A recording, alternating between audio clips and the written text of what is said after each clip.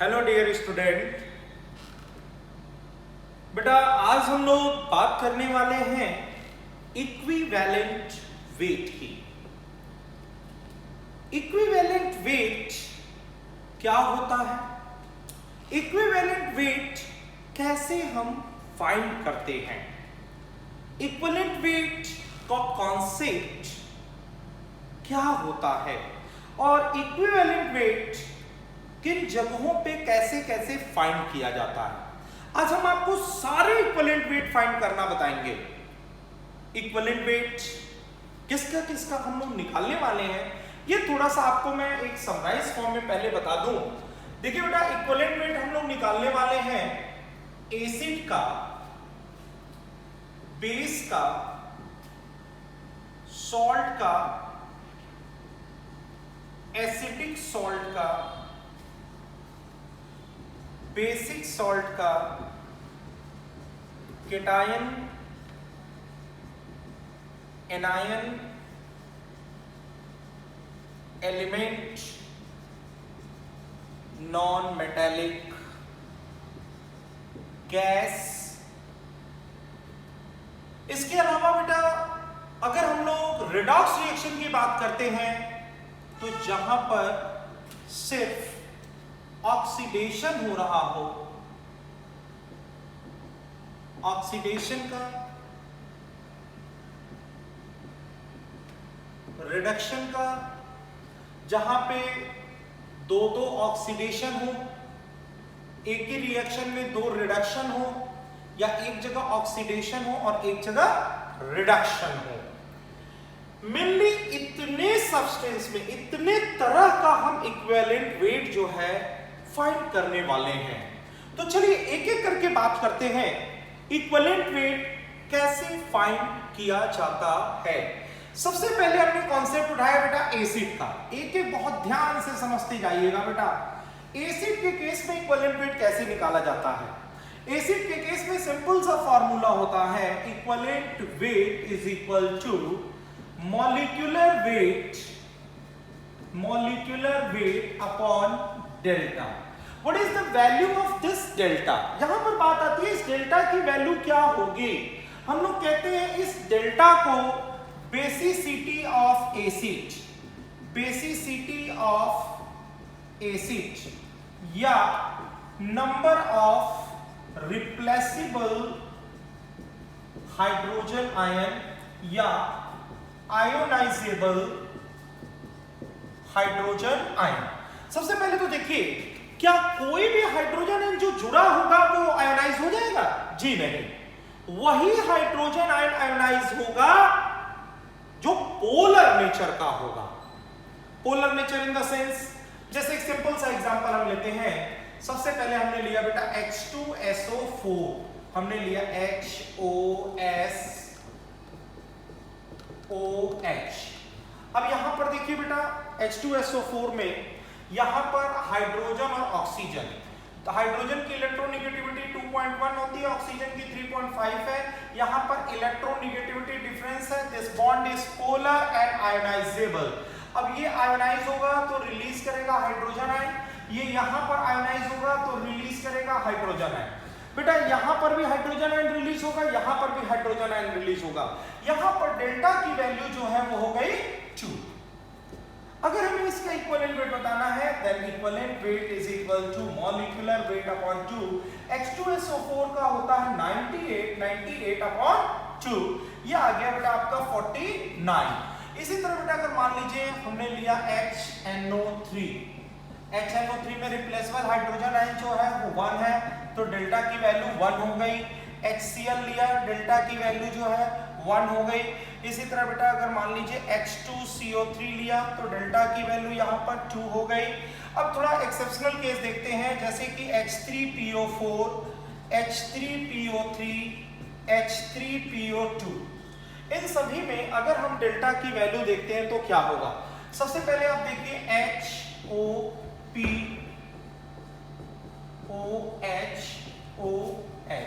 यहां पर अगर आप देखते हैं तो एक हाइड्रोजन आयन यहां है, एक हाइड्रोजन आयन यहां, एक हाइड्रोजन आयन है। यहां पर टोटल रिप्लेसेबल हाइड्रोजन आयन कितने हैं? 3। हाइड्रोजन रिप्लेसेबल हाइड्रोजन आयन 3 है, डेल्टा की वैल्यू 3 हो गई, then equivalent weight is equal to molecular weight of H3PO4/3। Suppose अगर हमको निकालना है H3PO3 का, तो हमने बनाया HOPOHH। हाँ, ध्यान देने की बात इसी पे फोकस करना है। PH, this bond is non polar in nature और ये आयोनाइजेबल नहीं है। यहां पर ये हाइड्रोजन आयन होगा और यहां पे ये हाइड्रोजन आयन होगा, टोटल 2 हाइड्रोजन आयन यहां से लिबरेट होंगे। तो डेल्टा की वैल्यू यहां पर कितनी हो गई? 2। दिखता कितना हाइड्रोजन है आपको? 3, लेकिन ये वाला आयोनाइज नहीं हो रहा है, आयोनाइज सिर्फ ये दोनों हो रहे हैं, तो डेल्टा की वैल्यू हो गई 2। इसी तरह एक केस और आता है H3PO2 का। H3PO2 की जब बात आप करेंगे, HOPH और H, यहां पर आप देखिए तो आयोनाइज होने वाला ये H, सिर्फ यही एक OH बॉन्ड है जो आयोनाइज होगा, इसके अलावा कोई और आयोनाइज होने वाला नहीं है। तो डेल्टा की वैल्यू हो गई 1। यहां पर इक्विवेलेंट वेट हो जाएगा m/1। तो ये देखिए बेटा, यहां पर हमारा डेल्टा की वैल्यू आ गई 1। दिखने में तो यहां पे 3 हाइड्रोजन दिख रहे थे, लेकिन आयोनाइज होने वाला सिर्फ कितने हाइड्रोजन है? 1।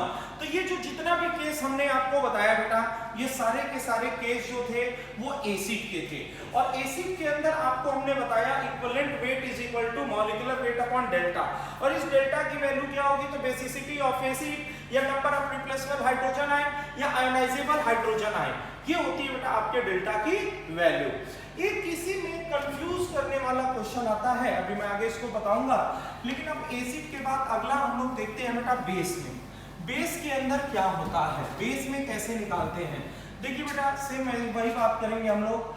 Equivalent weight is equal to m/डेल्टा and this value of delta is acidity of base या रिप्लेसेबल OH आयन। हमने लिखा है यहां पर MgOH twice, MgOH twice, MgOH। यहां पर रिप्लेसेबल OH आयन कितने हैं? 2। तो डेल्टा की वैल्यू 2 हो गई। यहां पे लिखा बेटा हमने NaOH, तो डेल्टा की वैल्यू कितनी हो गई? 1 हो गई। सपोज अगर मैं यहां पे लिखूं BaOH ट्वाइस, तो डेल्टा की वैल्यू कितनी हो गई? 2 हो गई।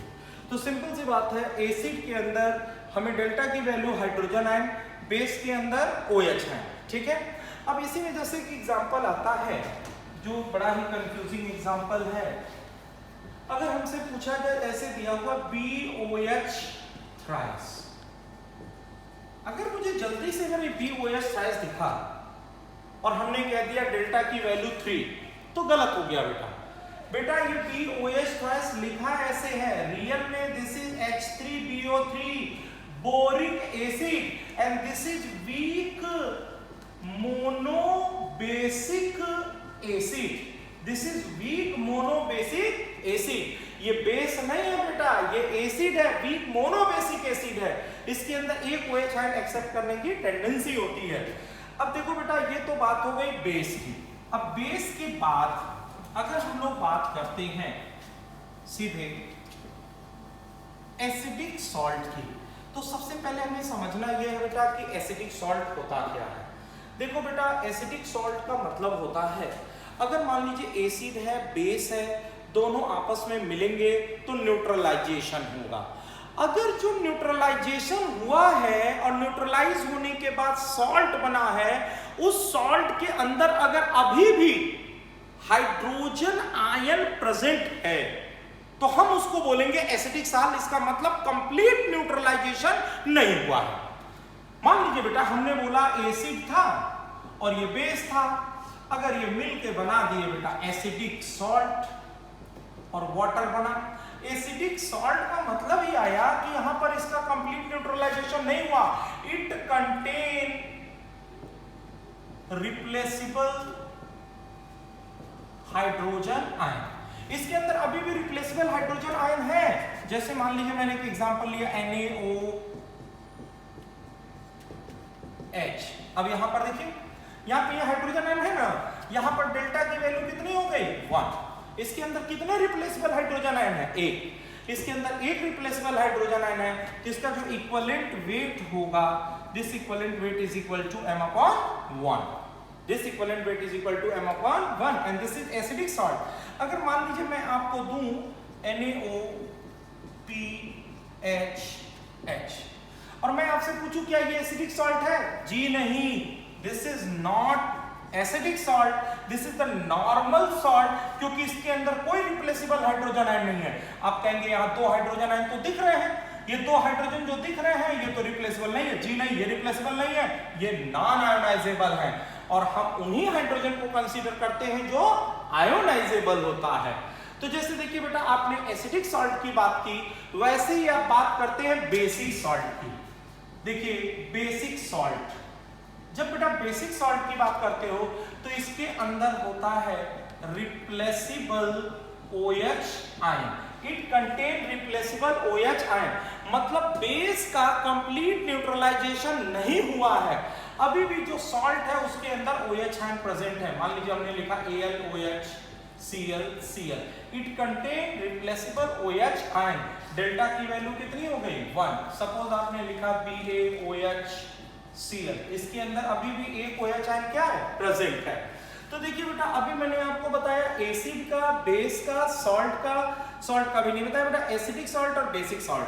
एसिडिक सॉल्ट में आपने देखा it contain replaceable hydrogen ion, it contain replaceable OH ion and both are form by incomplete neutralisation.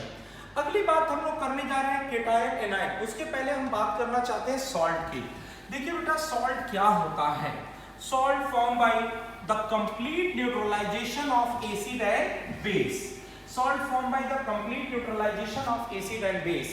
और जब यहाँ पर हम लोग बात करते हैं तो कहते हैं equivalent weight is equal to m/डेल्टा, और इस डेल्टा की जगह हम लोग लेते हैं टोटल पॉजिटिव या टोटल निगेटिव। या तो टोटल पॉजिटिव की बात करेंगे या तो टोटल निगेटिव की बात करेंगे। सपोज एक सिंपल सा एग्जांपल हमने लिया Al2SO4 थ्राइस। Al2SO4 थ्राइस को जब आप आयोनाइज करोगे तो ये आएगा 2 aluminium ion and 3 sulphate ion.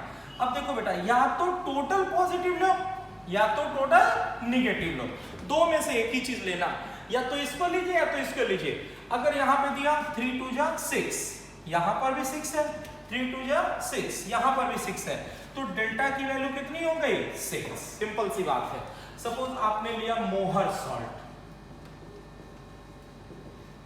Salt, ferrous ammonium sulphate, NH4 twice SO4 FeSO4.6H2O, ये हाइड्रेट के फॉर्म में है। इसको आयोनाइज करिए तो ये होगा 2 ammonium ion, sulphate ion, ferrous ion और सल्फेट आयन। अब इसमें आपको काउंट करना है बेटा टोटल पॉजिटिव या टोटल निगेटिव। ये टोटल पॉजिटिव देखिए, 2 यहाँ हुआ 2 यहाँ हुआ, कितने हो गए? 4। निगेटिव भी गिनेंगे तो 2 2 कितने हो गए? 4। इसके बाद अगर हम बात करें एलम की, एलम फिटकरी आप जानते हैं K2SO4 Al2SO4 thrice dot 24H2O। अगर आप इसको तोड़िए तो ये बनाएगा 2 पोटेशियम आयन, सल्फेट आयन, फिर 2 एल्यूमिनियम आयन और 3 सल्फेट आयन। अब यहां पर देखिए, अगर आप काउंट करते हैं पॉजिटिव साइड से, देखिए टोटल 2 यहां हो गए, 3 दूनी 6, 6 और 2, डेल्टा की वैल्यू कितनी आ गई? 8। यानी इसका अगर इक्विवेलेंट वेट निकालना है, दिस इज m/ कितना हो गया? 8। तो इस तरह से हम लोग निकालते हैं सॉल्ट का। सॉल्ट के केस में लेते हैं टोटल पॉजिटिव या टोटल निगेटिव। अब इसके बाद सॉल्ट के बाद अगर हम लोग बात करें केटायन और एनायन की, तो देखिए केटायन और एनायन में क्या होता है? केटायन, सपोज आपको लेना है एल्यूमिनियम आयन, तो हम लोग कहते हैं equivalent weight is equal to m/ charge. अब देखिए एल्यूमिनियम आयन के ऊपर चार्ज कितना है? 3, तो m/3 दैट इज 27/3। अगर सपोज आपको लेना है मैग्नीशियम आयन तो m/2। सपोज आपको लेना है सल्फेट m/2। अगर आपको लेना है कार्बोनेट तो m/2। यानी यहाँ पर हम लोग क्या लेते हैं? चार्ज। यहाँ पे डेल्टा की वैल्यू जो होती है वो सिंपल क्या हो जाती है? चार्ज। अब हम बात करने जा रहे हैं एलिमेंट की। जब भी हम एलिमेंट की बात करते हैं तो वहां पे लिया जाता है वैलेंसी। ये जो डेल्टा की बात हम लोग करते हैं उसके लिए बात करते हैं हम लोग वैलेंसी की। Valency is the combining capacity of element. और वैलेंसी कैसे कैलकुलेट करते हैं, तो देखिए वैलेंसी कैलकुलेट करने के लिए डिफरेंट जगहों पे डिफरेंट कॉन्सेप्ट आते हैं। सबसे पहले अगर वैलेंसी के बारे में बात करें विथ रिस्पेक्ट टू हाइड्रोजन, तो कहा जाता है with respect to hydrogen valency is equal to the number of hydrogen atom. कितने हाइड्रोजन एटम उससे जुड़े हुए हैं वही उसकी वैलेंसी हो जाती है। हेलोजन के रिस्पेक्ट में भी कहते हैं कितने हेलोजन उससे जुड़े हुए हैं वही उसकी वैलेंसी हो जाती है। अगर हम वैलेंसी की बात करते हैं with respect to oxidation number, तो कहा जाता है with respect to oxygen that is equal to oxidation number. Valency oxygen के रिस्पेक्ट में जो होती है ऑक्सीडेशन नंबर के बराबर होती है और ये कंटिन्यूअसली बढ़ती है। लेकिन जो मॉडर्न कॉन्सेप्ट है वैलेंसी का उसमें कहा जाता है कि first A, second A, third A, fourth A group के लिए, इनके लिए जो वैलेंसी होती है ये valency that is equal to number of valence electron के बराबर होती है। Number of valence electron, the first A, that is the first group, second is second group, this is 13 group, this is 14 group, alkali metal general electronic configuration NS1, this is NS2, this is NS2 NP1, this is NS2 NP2। यहाँ पर valence electron 1 है, 2 है, ये 3 है और ये कितना हो गया 4। तो वैलेंसी फर्स्ट से सेकंड है 13, 14 के रिस्पेक्ट में 1, 2, 3, 4 हो गई। लेकिन जब हम बात करते हैं for 5th A, 6th A, 7 और 18 ग्रुप के लिए, तो यहां पर जब वैलेंसी की बात होती है तो 8 minus valence electron, 8 minus valence electron जैसे हम यहां पर ही काउंट करें बेटा, जैसे मान लीजिए आपने लिया 16, 17, 15, 16, 17 और फिर 18 ग्रुप, तो वैलेंस इलेक्ट्रॉन अगर के general electronic configuration NH2 NP3, NS2 NP4, NH2 NP5, NH2 NP6। इस तरह से बेटा यहाँ पर वैलेंस इलेक्ट्रॉन यहाँ 5 है, ये 6 है, 7 है, 8 है। और जब आप वैलेंसी की बात करने जा रहे हो तो 8 माइनस 5, 8 माइनस 6, 8 माइनस 7, 8 माइनस 8, यानी यहाँ पर वैलेंसी 3 है, यहाँ पर 2 है, यहाँ 1 है और यहाँ पे वैलेंसी क्या है 0 है। यानी वैलेंसी जो होती है किसी भी पीरियड में पहले बढ़ती है और फिर घटती है, लेकिन ग्रुप के अंदर जो वैलेंसी होती है वो हमेशा क्या रहती है कांस्टेंट। किसी भी ग्रुप के अंदर जो वैलेंसी होती है बेटा वो हमेशा क्या रहती है कांस्टेंट। तो जब भी हमें एलिमेंट के केस में वैलेंसी की बात करनी है हम सीधे कहेंगे equivalent weight is equal to m upon delta and that delta is equal to valency. ये जो डेल्टा होता है वो वैलेंसी के रिस्पेक्ट में लिया जाता है। तो देखिए बेटा हमने आपको बता दिया एसिड। अब एक बार फिर से हम थोड़ा सा आपको रिवाइज कराते हैं। देखिए हमने क्या क्या वैलेंसी का कॉन्सेप्ट बताया, हमने आपको बताया एसिड। एसिड में हम लोग क्या लेंगे रिप्लेसेबल हाइड्रोजन आयन जिसको बेसिसिटी ऑफ एसिड कहा जाता है। बेस के अंदर हम लोग लेंगे OH ion, number of replaceable OH ion. Acidic salt के अंदर भी हम लोग लेते हैं replaceable hydrogen ion, basic salt में लेते हैं रिप्लेसेबल OH आयन। अगर कोई सॉल्ट है तो वहां पे टोटल पॉजिटिव या टोटल नेगेटिव लिया जाता है। केटायन के ऊपर टोटल पॉजिटिव चार्ज, एनायन पे जो है नेगेटिव चार्ज। उसके बाद कोई भी एलिमेंट हो तो वहां पर लेते हैं हम लोग वैलेंसी। एलिमेंट के केस में लिया जाता है वैलेंसी। अब देखिए मैं बात करने जा रहा हूं कुछ नॉन मेटेलिक गैस की। नॉन मेटेलिक गैस के केस में कैसे लिया जाता है। नॉन मेटेलिक गैस में जैसे मान लीजिए हमने कहा CO2 दिया हुआ, इस CO2 का इक्विवेलेंट वेट क्या होगा। CO2 का इक्विवेलेंट वेट हमें निकालना है तो पहले CO2 को वाटर से रिएक्ट कराइए और जब CO2 को वाटर से रिएक्ट कराएंगे तो बनेगा H2CO3। अब जो इसके डेल्टा की वैल्यू होगी वही इस CO2 की भी डेल्टा की वैल्यू होगी। और आप इस एसिड का डेल्टा का वैल्यू बता सकते हैं HOCOH। यहाँ पर डेल्टा की वैल्यू कितनी है 2, तो इसके भी डेल्टा की वैल्यू कितनी हो जाएगी 2। इसी तरह मान लीजिए SO2 है और ये वाटर से रिएक्ट किया और रिएक्ट करने के बाद बनाता है H2SO3। अब यहाँ पर इसके डेल्टा की वैल्यू एसिड है 2 होगी, इसके भी डेल्टा की वैल्यू 2 होगी। आपको पता है इसके डेल्टा की वैल्यू 2 कैसे होगी, क्योंकि इसके अंदर जो रिप्लेसेबल हाइड्रोजन आयन है वो 2 है, इसीलिए बेटा जो इसकी डेल्टा की वैल्यू लेंगे वही इसके डेल्टा की भी वैल्यू लेंगे। ये हो गया नॉन मेटालिक गैस। अब ये तो देखिए बेटा सिंपल सा कॉन्सेप्ट था। अब अगर हम लोग बात करते हैं किसी भी रिडॉक्स रिएक्शन के अंदर हम लोग इक्विवेलेंट वेट कैसे निकालते हैं, तो देखिए रिडॉक्स रिएक्शन के अंदर आपको कुछ बातों का ध्यान रखना पड़ेगा। जैसे पहली बात, आप इक्विवेलेंट वेट किसका निकाल रहे हैं। दूसरी बात, जिसका भी आप इक्विवेलेंट वेट निकाल रहे हैं उसी के रिस्पेक्ट में हम बात करेंगे। तो हम लोग कहते हैं equivalent weight is equal to molecular weight upon change in oxidation number per molecule. Per molecule के रिस्पेक्ट में कितना चेंज हो रहा है उसको देखना है। जैसे एक सिंपल सा एग्जांपल हम लेते हैं, अक्सर पूछा जाता है MnO4 का केस, हमेशा एग्जाम में आपको मिल जाएगा बेटा। एसिडिक मीडियम में ये Mn+2 में चेंज होता है, बेसिक मीडियम में और न्यूट्रल, ठीक है। बेसिक मीडियम में ये चेंज होता है MnO4-2 में और ये MnO2 में। चलिए अगर हमें इक्विवेलेंट वेट निकालना है तो जैसे मान लीजिए यहाँ पर Mn है, Mn का ऑक्सीडेशन नंबर आप निकालेंगे तो यहाँ पर आएगा 7। ऑक्सीडेशन नंबर निकालने सबको आता है। जैसे Mn का निकालना है तो इसका x मान लिए, -2 × 4 that is equal to -1, x equal to कितना आ गया +7। और यहाँ पर Mn के ऊपर चार्ज कितना है 2 है, तो यहाँ पर Mn पे कितना आ गया +2। इसी तरह बेटा यहाँ पर देखोगे तो x -2 × 4 बराबर -2, x इक्वल टू +6, x -2 × 2 बराबर 0, x इक्वल टू +4। अब एक एक करके चेंज दिखिएगा। यहाँ पर एक Mn है जिसका ऑक्सीडेशन नंबर +7 है, यहाँ पर एक Mn है जिसका ऑक्सीडेशन नंबर +2 है। तो जब ये +7 से +2 में गया तो कितने का चेंज हुआ 5, तो इसका इक्विवेलेंट वेट हो जाएगा m/5।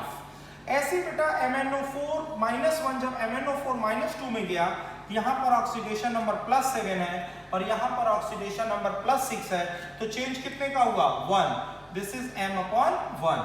न्यूट्रल मीडियम में +7 है और ये +4 है, तो चेंज कितने का हुआ 3, m/3। यानी एसिड, बेस और न्यूट्रल। ऐसे याद रखिएगा बेटा, एसिड में 5 का चेंज है, बेस में 1 का चेंज है, न्यूट्रल में 13। ऐसे याद रखिए ABN, याद करने का तरीका याद रखिएगा, पहले A आता है फिर B, उसके बाद आएगा नेन, एसिड, बेस और न्यूट्रल। और इसको याद कैसे करेंगे 513, 513, एसिड, बेस, न्यूट्रल 513 याद रखिएगा 513। ये एसिड में चेंज 5 का, बेस में 1 का, न्यूट्रल में 3 का। इस तरह से आप चेंज निकाल सकते हैं। और एग्जांपल हम लोग देखते हैं, जैसे मैंने लिया Cr2O7-2 change into chromium +3। Cr2O7-2 change into chromium +3, मैंने बोला इसका इक्विवेलेंट वेट निकालो। जिसका इक्विवेलेंट वेट निकालो उसी के एटम पे फोकस करना है, बाकी दूसरे किसी पे नहीं करना है। चलिए सबसे पहले हम लोग देखते हैं, तो 2x -2 × 7 that is equal to -2, x equal to आ गया +6। अब ये देखिए ये x है, x का मतलब हुआ 1 क्रोमियम। x का मतलब कितना क्रोमियम हो गया 1 क्रोमियम। 1 क्रोमियम का यहाँ +6 है और यहाँ पर क्रोमियम पे चार्ज +3 है, तो यही इसका ऑक्सीडेशन नंबर हो गया +3। जब ये +6 से +3 में गया तो कितने का चेंज हो रहा है 3। कुल कितने क्रोमियम है इसके पास 2, तो 3 to 6, टोटल चेंज हमारा कितने का हो गया 6। एक बार फिर से समझेंगे। सबसे पहले आपने इस क्रोमियम का ऑक्सीडेशन नंबर निकाला, ऑक्सीडेशन नंबर 2 क्रोमियम है इसलिए 2x माने, x इक्वल टू +6 आ गया, x इक्वल टू +6 आ गया, मतलब 1 क्रोमियम का ऑक्सीडेशन नंबर +6 है, यहाँ पर 1 क्रोमियम का जो है +3 है। 1 क्रोमियम के कारण जब चेंज हुआ तो 3 का चेंज हुआ, लेकिन टोटल क्रोमियम यहाँ पर 2 है इसलिए चेंज कितना हुआ 6। और इसका इक्विवेलेंट वेट हो जाएगा मॉलिक्यूलर वेट ऑफ Cr2O7 2/6। अब जैसे मान लीजिए मैंने दिया आपको N2 और ये चेंज हुआ NH3 में, ध्यान दीजिएगा, बड़ा अच्छा क्वेश्चन है, बड़ा कंफ्यूज होते हैं लोग। N2 इसका ऑक्सीडेशन नंबर 0, यहाँ पर N का निकालेंगे तो आएगा -3। बेटा देखिए यहाँ पर टोटल नाइट्रोजन 2 है, हमेशा मैं बात कर रहा हूँ एक एटम की वजह से चेंज, देखिए फिर टोटल एटम की वजह से मल्टीप्लाई कर दीजिए। ये बताइए 0 से -3 में गया, कितने का चेंज हुआ? 3। टोटल नाइट्रोजन कितने हैं? 2, तो 3 × 2 कितना हो गया बेटा? 6। This is m/6। सिंपल सा कॉन्सेप्ट आ गया। हाँ, लेकिन यही अगर क्वेश्चन ऐसे होता NH3 चेंज इनटू N2, अब आपको करना होता तो क्या होता? हम इसका इक्विवेलेंट वेट निकालना है, हमें इसके पास कितने एटम है इससे कोई मतलब नहीं है। इसका x +1 × 3 = 0, x = -3, और ये N2 का यहाँ पर क्या है? 0। जब ये -3 से 0 में गया तो कितने का चेंज हुआ? 3 का। कितने का चेंज हुआ? 3 का। अब यहाँ पर एक ही नाइट्रोजन है, हम एक ही के कारण चेंज लेंगे और इसका इक्विवेलेंट वेट होगा m/3। ध्यान देने की बात है। मान लीजिए बेटा इसी तरह से मैंने आपको दिया C2O4 2 change into CO2। C2O4 2, सबसे पहले आप कार्बन का ऑक्सीडेशन स्टेट निकालिए। 2 कार्बन है तो 2x -2 × 4 = -2, x आ गया +3, और यहाँ पर x -2 × 2 = 0, x आ गया +4। अब ये देखिए, ये एक कार्बन का 3 है, यहाँ पे एक कार्बन का 4 है, इधर कितनों भी कार्बन है हमसे कोई मतलब नहीं है, हमारा मतलब तो सिर्फ इस कार्बन के ऊपर है। एक कार्बन का 3 है तो एक कार्बन की वजह से जो चेंज हुआ वो कितने का हुआ? 1। टोटल यहाँ पर कितने कार्बन है? 2, तो 2 के कारण कितने का चेंज हो जाएगा? 2, तो इसका इक्विवेलेंट वेट हो जाएगा m/2। इसी तरह बेटा मान लीजिए मैंने आपको एक क्वेश्चन दिया P4 change into PH3। P4 oxidation number 0, यहाँ पर P का निकालेंगे तो आएगा -3। जब ये 0 से -3 में गया तो चेंज एक फास्फोरस के कारण हुआ 3। टोटल कितने फास्फोरस हैं? 4, तो 4 के कारण कितना हो गया? 12, तो इसका इक्विवेलेंट वेट हो गया m/2। मान लीजिए बेटा आपको दिया Cl2 चेंज इनटू ClO2 -1। एक Cl का यहाँ पर कितना है? 0। एक Cl का निकालिए, x -2 × 2 = 1, ये x -2 × 2 = -1, x आ गया +3। तो एक के कारण चेंज कितने का हुआ? 3, तो 2 के कारण कितने का चेंज होगा? 6। इसका इक्विवेलेंट वेट हो जाएगा m/6। m/6।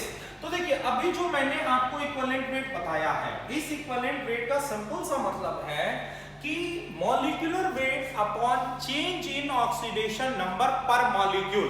अभी ये जितने एग्जांपल हमने दिए वहां पर या तो ऑक्सीडेशन हो रहा था या तो रिडक्शन हो रहा था। अब दोनों को मैं एक साथ कंबाइन करके आपको देने जा रहा हूं, जहां पर ऑक्सीडेशन या रिडक्शन होगा, या दोनों घटेंगे दोनों बढ़ेंगे, या एक घटेगा एक बढ़ेगा। इसका एक एग्जांपल है, ध्यान से समझ लेंगे। जैसे मान लो बेटा मैंने आपको एक एग्जांपल दिया, कोई AB एक कंपाउंड है, ये A में गया और B में गया। A भी एक कंपाउंड है, ये A और B में गया। जब ये इसमें कन्वर्ट हुआ तो सपोज ऑक्सीडेशन नंबर बढ़ा, और जब ये इसमें गया तो यहां भी बढ़ा। तो हम कहते हैं equivalent weight is equal to molecular weight of AB upon total बढ़ा। टोटल इंक्रीज कितना हुआ? एक एग्जांपल ले लेते हैं इसी पे। FeC2O4 change into Fe+3 and CO2। हमें इसका इक्विवेलेंट वेट बताना है, तो एक काम करते हैं ना, इसको थोड़ा सा तोड़ लेते हैं। तोड़ेंगे तो कैसे? Fe+2 और C2O4 - 2 change into Fe+3 and CO2। हम इसको जरा अलग अलग चेंज करके आपको दिखाते हैं तो और आसानी हो जाएगी।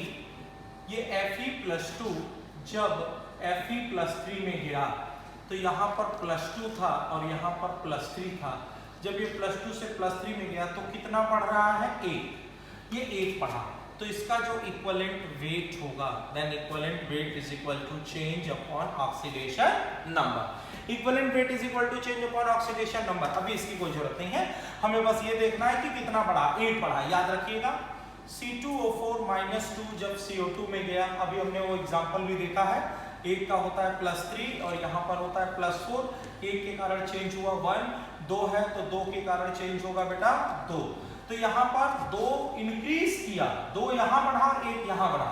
यानी अगर मैं आपसे पूछूं, अब पूछूं कि FeC2O4 जब Fe+3 में गया और CO2 में गया तो कितना बढ़ रहा है, तो देखिए जब ये इसमें गया तो 1 बढ़ा और जब ये इसमें गया तो 2 बढ़ा, तो नेट कितना बढ़ा, equivalent weight is equal to m/1 + 2 यानी m/3। टोटल जो इंक्रीमेंट हुआ है यहां पर कितने का हुआ 3, यानी जब ये कंपाउंड इन दोनों में चेंज हो रहा है, Fe+2 फेरस फेरिक में जा रहा है, ऑक्सलेट CO2 में जा रहा है, फेरस जब फेरिक में गया तो 1 बढ़ा और जब ये ऑक्सलेट CO2 में गया तो 2 बढ़ा, तो टोटल इंक्रीमेंट हमारे कितने हो गए 3, जिसका जो इक्विवेलेंट वेट होगा that is equal to m/3। अब यहां पर देखिए बेटा दोनों बढ़ रहा था तो हमने ऐसे लिया, लेकिन मान लीजिए कहीं ऐसा केस हो कि दोनों घटने लगे, दोनों आपका क्या हो बेटा घट रहा हो। जैसे मान लीजिए हमने कहा AB एक कंपाउंड है, ये चेंज हुआ A + B में, जब ये A इसमें गया तो घटा और ये जब इसमें गया तो भी ये घटा। अब दोनों केस में जो है मान लीजिए घट ही रहा है, तो हम कहते हैं equivalent weight is equal to m/घटा प्लस घटा। कुल कितना घटा, सीधी सी बात है। मान लीजिए एक सिंपल सा कोई भी एग्जांपल, ऐसे ही नॉर्मल एग्जांपल ले रहे हैं बताने के लिए। S3PO4 है, ये चेंज हो गया S3PO3 में और ये चेंज हो गया S3PO2 में। नॉर्मल एग्जांपल है बेटा, बस समझाने के लिए लिया जा रहा है। यहाँ पर देखिए इसका कितना है, ये +5 है, यहाँ पर इसका कितना है +3 है और यहाँ पर देखेंगे तो आएगा +1। यानी जब ये +5 से +3 में गया तो कितना घट रहा है 2, और जब यही +5 से +1 में गया तो कितना घट रहा है बेटा यहाँ पे 4। यहाँ पर 2 घट रहा है, यहाँ पर 4 घट रहा है, यानी दोनों केस में घटा ही घटा है। इसलिए यहाँ पर हम बोलते हैं equivalent weight is equal to m/, total घटा, तो 4 और 2 कितना गया 6, टोटल घटा बेटा हो जाएगा m/6। तो देखिए फिर से एक बार कॉन्सेप्ट देख लीजिएगा, अगर बेटा दोनों बढ़ रहे होते हैं तो m/टोटल बढ़ा और दोनों घट रहे होते हैं तो m/टोटल घटा। और मान लीजिए एक बढ़ रहा है और एक घट रहा है, तो वहां पर क्या कॉन्सेप्ट लेते हैं। जैसे मान लीजिए यही AB है, ये चेंज हुआ A और B में, जब ये A इसमें गया तो एक जगह बढ़ा और जब ये इसमें गया तो एक जगह घटा। तो यहाँ पर हम कहते हैं अगर इसका मॉलिक्यूलर वेट m है तो m/ बढ़ा प्लस m/ घटा, that is equal to equivalent weight. Equivalent weight is equal to m/ बढ़ा प्लस m/ घटा। कैसे, जैसे मान लीजिए एक एग्जांपल है P4 change into PH3 and H2PO2 -1। ये बताइए यहाँ पर P4 का कितना है 0, PH3 में यहाँ पर कितना है -3 और H2PO2 का निकाल लीजिएगा, ये हो जाएगा +1 × 2x -2 × 4 -1। तो यहाँ से आप निकालेंगे तो बेटा +2x, सॉरी ये 2 होगा, ये -4 -1, यहाँ से आ जाएगा बेटा -2x = आ जाएगा +1। अब यहाँ पर देखिए जब ये 0 से -3 में गया तो यहाँ पर घटा और जब ये 0 से +1 में गया तो बढ़ा। एक जगह बढ़ रहा है और एक जगह क्या हो रहा है घट रहा है। अब अलग अलग लेना पड़ेगा, ध्यान समझिएगा। एक एटम की वजह से लेंगे, जब ये 0 से 3 में गया तो चेंज कितने का हुआ 3, एक के कारण 3 का चेंज है, टोटल 4 है, तो टोटल घटा कितना 12। एक के कारण 3 घटा तो 4 के कारण 12 घटा। यहां पर देखिए P4 एक फास्फोरस की बात पहले करेंगे, एक के कारण 0 से 1 में गया तो 1 बढ़ा, तो 4 के कारण कितना बढ़ा 4 बढ़ा। ये 4 बढ़ रहा है और 12 घट रहा है, इसका जब इक्विवेलेंट लेंगे तो कहेंगे m/ बढ़ा प्लस m अपॉन घटा।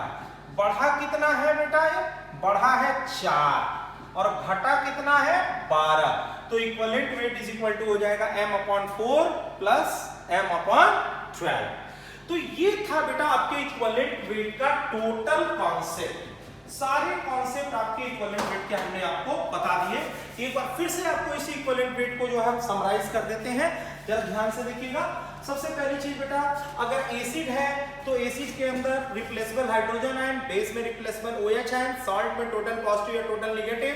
एसिडिक सॉल्ट में जो है replaceable hydrogen ion, basic salt में रिप्लेसेबल OH आयन, केटायन में पॉजिटिव चार्ज, एनायन में नेगेटिव चार्ज, एलिमेंट में वैलेंसी, नॉन मेटालिक गैस में जो एसिड बनेगा उसी के डेल्टा की वैल्यू। ऑक्सीडेशन या रिडक्शन हो तो वहां पे change in oxidation number per molecule लेना है। ऑक्सीडेशन और ऑक्सीडेशन मतलब दोनों बढ़ा, तो बढ़ा प्लस बढ़ा, m अपॉन बढ़ा प्लस बढ़ा। रिडक्शन दोनों घट रहे हैं तो m अपॉन घटा प्लस घटा।